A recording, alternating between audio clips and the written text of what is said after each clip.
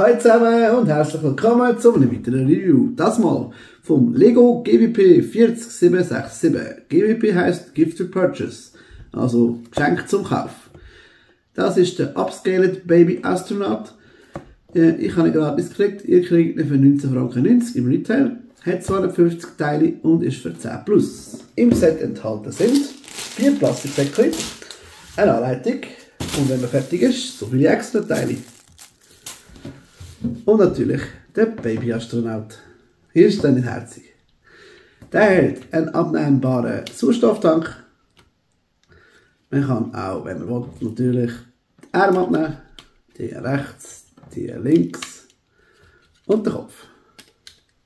Der Kopf lässt sich nicht drehen. Und ja, braucht ca. 15 Minuten zum Bauen und macht Spaß. Ich kann euch empfehlen, das zu bekommen oder das zu kaufen. Ich hoffe, euch hat das Video gefallen. Wenn ja, lasst bitte einen Daumen nach oben da. Teilt das mit Kollegen und Freunden, die das auch schauen. Lasst doch ein Abo da, wenn ihr noch nicht habt. Und viel Spaß beim nächsten Video. Ciao zusammen, bis nächstes Mal.